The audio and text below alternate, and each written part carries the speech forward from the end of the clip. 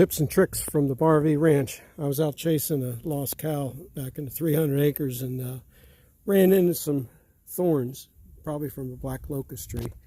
I got the thorn out, actually in. I couldn't get it out because it's biodegradable. I just shoved it in. It's clean now. Little tip, dump some slime on your plug. That way it'll be easier to go in. Just get some slime, juice it up, and shove it on in. It takes two hands. So I'm signing off from the Bar V Ranch, where it's a beautiful thing to help people and show them how to fix stuff.